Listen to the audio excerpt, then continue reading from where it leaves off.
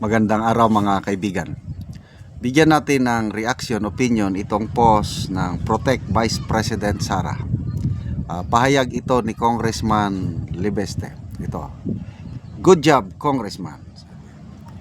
Pahayag na ni Congressman Libeste. Gusto ko na i-ethics committee nila ako. Wow, hindi natatakot. Talagang palaban.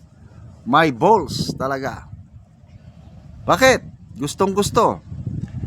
Para may oportunidad ako na ilabas lahat ng mga alam ko tungkol sa mga gawain ng Kongreso.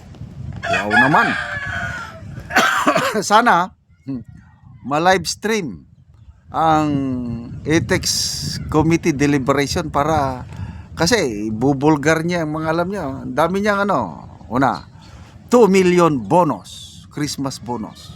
Grabe Tapos todo deny ang mga house leadership. Tapos naglabas si Congressman Libeste ng mga resibo, mga cheque. Nilabas niya, pinost niya. Talaga, malaking sakit sa ulo nila itong dalawang ito, Barsaga and Libeste. Wow. Kaya, although nakakadismaya itong mga pangyayari, but may pag-asa pa tayo. Dahil nga may dalawang Gen Z congressman na walang takot, lumalaban. I never expected na may mga batang-batang kongresista parehas na first term. Parehas na parehas silang undergraduate. Nabasa ko yung post ni Teo Moreno, both of them are undergraduates. Kaya lang itong si Libeste, bilyonaryo. I think magkano ba yung worth niya? 54 billion. Kaya hindi niya kailangan ng sweldo sa Hindi niya tinatanggap yung sweldo niya sa house. I think 300,000 a month. And 1 million na parang budget ng opisina. Hindi niya tinatanggap. Kaya nga meron siyang hindi nila mahawakan sa leeg o sa ilong kasi kung ano yung nakikita niyang mali, sasabihin niya talaga.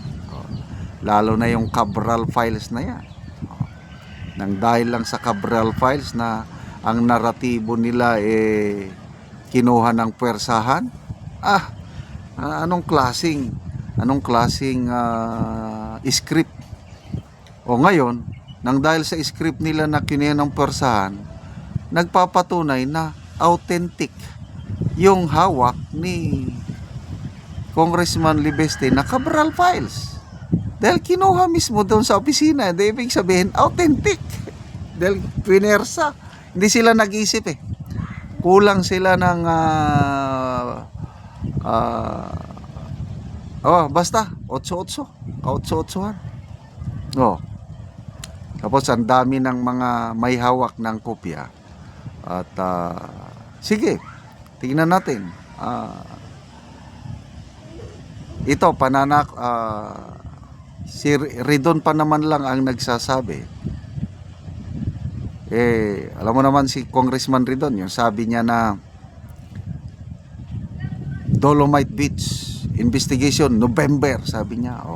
Ngayon matatapos na lang taon, wala pa namang Baka lang din ito ni Congressman Ridon dahil siya yung pinakaunang sample ni Congressman Libeste na pinangalanan yung kanyang Bicol Saro Party List 150 million budget. Kaya ito na, umalma siya.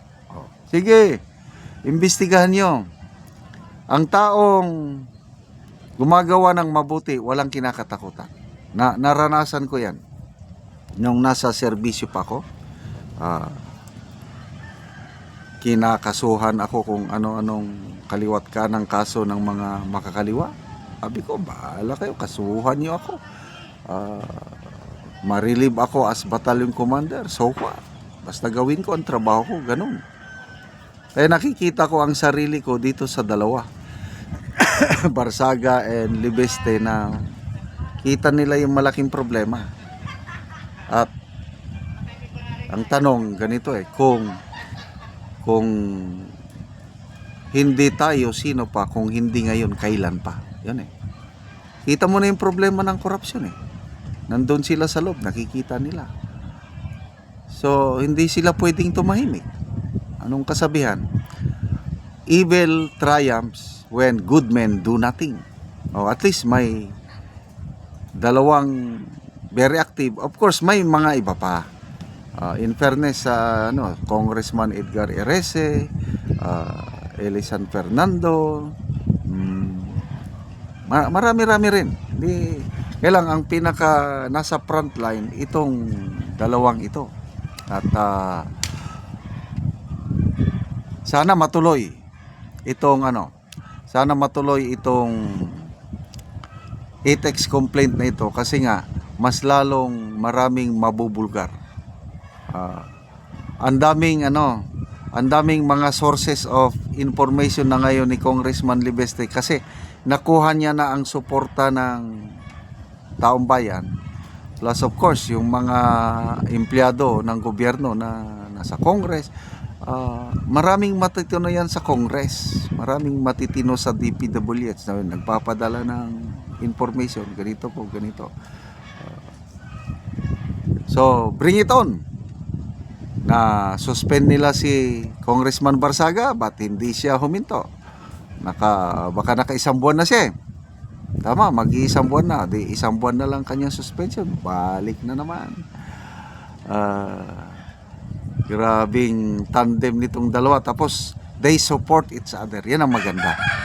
They respect and support each other. So, nagpahayag kanina ng suporta si retired Major General Romeo B. Poques, isa ring matapang na lumalaban sa korupsyon. Sabi niya, may pag-asa pang ating bayan habang merong Barsaga at Libeste.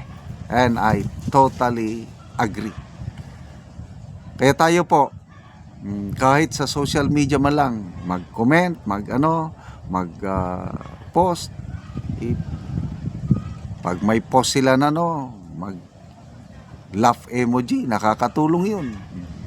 Example, yung nangyari kay Congressman Acop, ang daming nag-laugh emoji, kaya nataranta sila, natamaan sila hanggang to a point na kung ano-ano na lang pinagsasabi na, "Hoy, hindi yan maka-Pilipino." Sagot naman may sumagot "Marlica, anong maka-Pilipino? Yung magnakaw, yun ang maka-Pilipino," sabi naman ni Marlica. Salamat mga kaibigan sa inyong pagsubaybay sa ating channel. Nakakatulong kayo ng malaki sa tribong Talandig ng Bukidnon dahil ang sweldo natin sa channel na ito is pantulong sa tribo. Namimigay tayo ng libreng yero at pako para makapagpatayo sila ng mas maayos na tirahan. Panoorin nyo ang video na ito. Muna ni si Angkol ang natabangan og sen.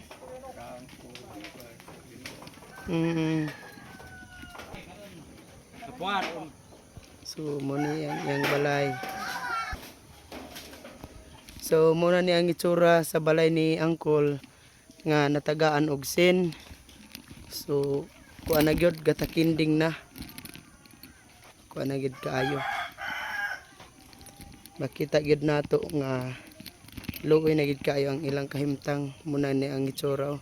So gisapaw-sapaw lang nga mga kawayan dayon ang ngero mga kuan na gid kaayo.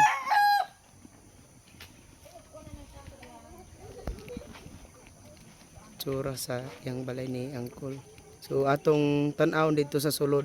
So muna ni ang itsura sa pagpuyo ilang Angkol sa ilang balay. So kini lang gyud. So diri lang sila maka higda kulba. Muna ni ang ilang sulod, higdaan na nila. So kuan lang gyud kaayo. Gamay gyud kaayo. So muna ni ang itsura sa ilang atop dinhi sa sulod. So ang uban mga kawayan lang. Lisod gyud kaayo. So, kini na nga putol-putol na gyud nga yero. O karon Kol, pila na ni katuig ang imong balay nga inani ng itsura? 12 na ka tuig na akong balay nga dili maayo. 12 na katuig. Oo. Tungod sa kalisod wala ko gid makapalit og sin og wala ko'y nabangi sa Mm. Kung wala ka kol natabangan karon so wala gid kay ikato. Palito ko ako tabangi karon og si kuan Unsa ra day mong trabaho kol? farmer man. So uma. Uma. Mm. So lisod gud ko lang kol. So naa pa kay estudyante kol wala na. Wala na. So pila na day kol imong edad? 55 na. 55. So naa pa kay asawa. Ano pa. So lisod gud. Pila ka book day imong anak kol? Limaran ni ang nadia. Oh, 5 ra. Oh. Tan laki. Mm. Salamat sa Ginoo nga nagtabang sa sin sa kuha. Oh, salamat kayo kol.